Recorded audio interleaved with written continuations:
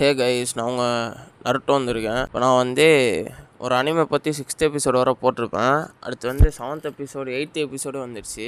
அதாவது 6th எபிசோடில் என்னாச்சுன்னா, லாஸ்ட்டாக நம்ம ஹீரோ ப்ரொப்போஸ் பண்ணுறது ஹீரோயினோட ஃப்ரெண்டு வீடியோ எடுத்து ஹீரோயினுக்கு அனுப்பிச்சனால அவள் அதை பார்த்துருப்பா.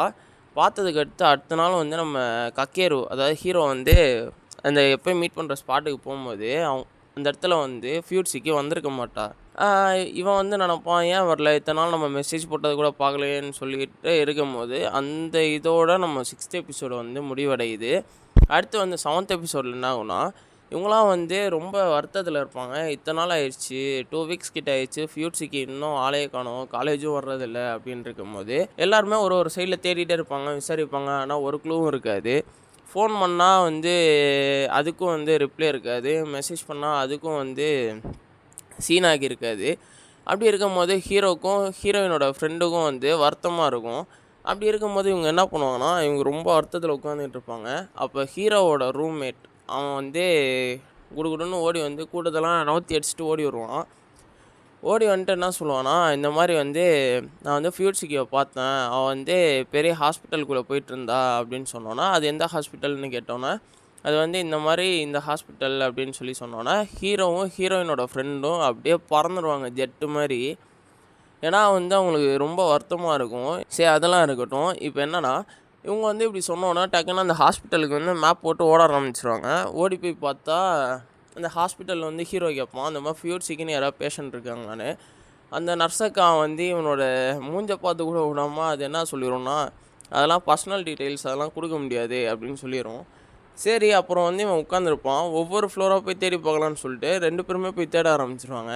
தேடி பார்க்கும்போது கக்கேரு கண்டுபிடிச்சிருவான். கண்டுபிடிச்சா ஃபியூட்ஸிக்கு அந்த இடத்துல ஒரு பேஷண்ட்டாக இருப்பாள். அவன் என்ன பண்ணுவான்னா, பியானோ வாசிச்சுக்கிட்டு இருப்பான். அந்த ஹாஸ்பிட்டலில் கேரில் இருக்கிற குழந்தைங்களுக்கெல்லாம் பியானோ வாசித்து அவங்கள என்டர்டெயின் பண்ணிக்கிட்டு இருப்பாள். அப்போ அதெல்லாம் முடிச்சுட்டு வெளியே வர வரைக்கும் இவங்க வெயிட் பண்ணிக்கிட்டு இருப்பாங்க. அப்போ கக்கேருக்கு சொல்ல முடியாத ஹாப்பினஸ்ஸாக இருக்கும். அவளுக்கு எப்படி சொல்கிறான், அவனுக்கு கண்ணுங்கெல்லாம் கலங்கி ஊற்ற ஆரம்பிச்சிரும். ஏன்னா இத்தனை நாள் ஒரு பொண்ணு ஆளையே காணோம், இப்போ அழகாக நிம்மதியாக பியானோ வாசிச்சுட்டு பாட்டு பாடிக்கிட்டு இருக்கிறா அப்படின்னு சொன்னோன்னா இவனுக்கு ஒரே ஹாப்பியாக இருக்கும். சரி, அவள் வெளியே வர வரைக்கும் நம்ம வெயிட் பண்ணலாம் அப்படின்னு சொல்லிட்டு இவங்க வெயிட் பண்ணிக்கிட்டு இருப்பாங்க. பண்ணிகிட்டு இருக்கும்போது வெளியே வருவா. இவன் கூப்பிடுவான், ஹேன்னு கூப்பிடும் போது அவள் நிற்காமல் போவாளா. இந்த மாதிரி நான் கக்கேரு வந்திருக்கேன், உன் பின்னாடி கக்கேரு நிற்கிறேன் அப்படின்னோடனே இந்த மாதிரி அவள் யாருன்னே தெரியாத மாதிரி இருப்பாள். இவங்க அவளை தனியாக கூப்பிட்டு போய் பேசும்போது அவள் ஒரே வார்த்தையை கேட்டுருவா, உங்கள் கூட இது வரைக்கும் நான் பேசியிருக்கேனா, எனக்கு ஆல்ரெடி உங்களுக்கு தெரியுமா எனக்கு அப்படின்னு சொல்லி கேட்டோன்னா இவங்க 2 பேருக்கும் ஒரே ஷாக்கு. என்னடா இவள் எப்படி பேசுகிறா, என்னாச்சு இவளுக்கு அப்படின்னு சொல்லும் போது தான் தெரியுது இவளுக்கு அம்னீஷியா வந்துருச்சு. அடுத்து அப்படியே இருக்கும்போது இவங்களுக்கு என்ன பண்ணுறதுன்னே தெரியாது. ஃபியூட்ஸிக்கு ஹீரோவையும் அவளோட ஃப்ரெண்டையுமே இக்னோர் பண்ண ஆரம்பிச்சிருவா. அதாவது அவாய்ட் பண்ணுவாள்.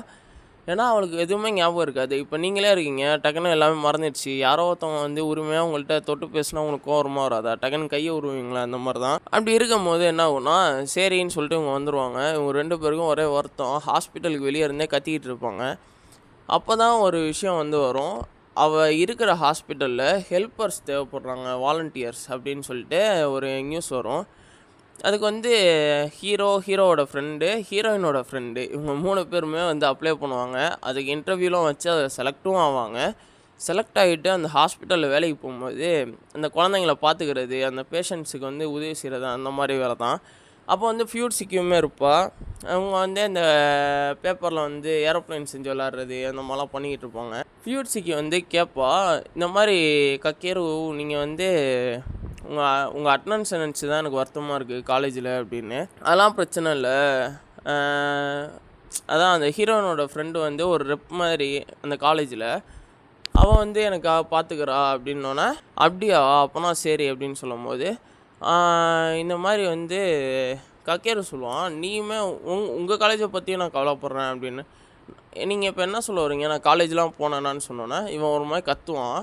சரி, லீவ் இட் அப்படின்னு சொல்லிட்டு ஒரு மாதிரி கையெல்லாம் தட்டி விட்ருவான் ஃபியூட்ஸிக்கியோட கையை அந்த வருத்தத்தில். அப்போ என்ன ஆகுன்னா, நம்ம ஹீரோயின் கூப்பிடுவாங்க, நம்ம தனியாக போய் பேசலாமா கொஞ்ச நேரம் அப்படின்னு சொல்லிட்டு போனோன்னே, இந்த மாதிரி இப்போ நீங்கள் என்ன சொல்ல வரீங்க, இந்த மாதிரி நான் காலேஜ் போனேன்னு சொல்கிறீங்களா, அப்படி நீங்கள் சொல்கிறீங்கன்னா அது எனக்கு ரொம்ப அனாயிங்காக இருக்குது அப்படின்னு சொல்லிடுவான்.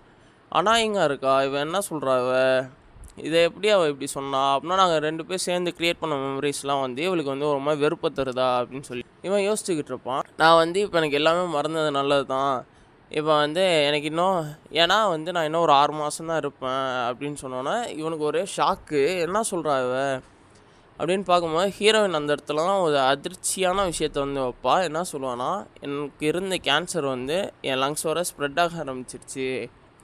கீமோதெரப்பி எடுத்துமே வந்து எனக்கு எதுவுமே வந்து என் பாடி வந்து ஒத்துழைக்கலை. அதனால் வந்து நான் எல்லாருமே ரிமூவ் பண்ணிட்டு சாகிறது வந்து எனக்கு வருத்தமாக இருக்கும், எனக்கு கஷ்டமாக இருக்கும். நான் எப்படியே எதுவுமே தெரியாமல் இறந்துட்டேன்னா எனக்கு பிரச்சனை இருக்காது அப்படின்னு அவன் சொல்லுவாள். ஹீரோ வந்து பயங்கரமாக அழ ஆரம்பிச்சிருவான். என்ன பண்ணுறது ஏது பண்ணுறதுனே தெரியாமல் ஒரே அழுகையோடு நின்றுட்டு இருக்கும் போது இந்த 8th எபிசோடும் 7th எபிசோடையும் கலந்து நான் முடிக்கிறேன். நான் வந்து லைட் நாவல் படித்தேன். அதில் வந்து ஒரு நல்ல எண்டிங் தான் இருக்குது. அது கொஞ்சம் கஷ்டமான எண்டிங்கும் கூட தான். மிச்ச கேரக்டர்ஸுக்கு இது எவ்வளோ பரவாயில்ல. ஸோ வந்து அந்த மாதிரி தான் எடுத்துகிட்டு போவாங்கன்னு நினைக்கிறேன். ஆனால் வந்து அனிமேல வந்து எப்படி அடாப்ட் பண்ணுறாங்கன்னா, மெயினான ஸ்டோரியை டக்குன்னு உள்ளே இழுத்துட்டு வர மாதிரி இருக்குது. அதெல்லாம் எதுவுமே பண்ண முடியாது. சரி, நல்லா வரும்னு நினைக்கிறேன். அடுத்து 9th எபிசோடு வந்தால் தான் தெரியும் என்ன கதை ஏது கதைன்னு. இல்லை அது வரை எதுவுமே தெரியாது. சரி, நான் வந்து இனிமேல் கண்டினியூஸாக வீடியோ போட ட்ரை பண்ணுறேன். எல்லாருமே வந்து கோச்சிக்காதீங்க, இவன் என்னடா கன்சிஸ்டன்சி இல்லாமல் இருக்கிறான் அப்படின்னு. கொஞ்சம் கொஞ்சமாக மாற்றிக்கிறேன். எடுத்தோடனே மாற்றிப்பேன்னா நான் போயெலாம் சொல்ல மாட்டேன், கொஞ்சம் கொஞ்சமாக மாற்றிக்கிறேன். ஸோ வந்து லைக் பண்ணுங்கள், ஷேர் பண்ணுங்கள், கமெண்ட் பண்ணுங்கள். Tata, bye bye, see you.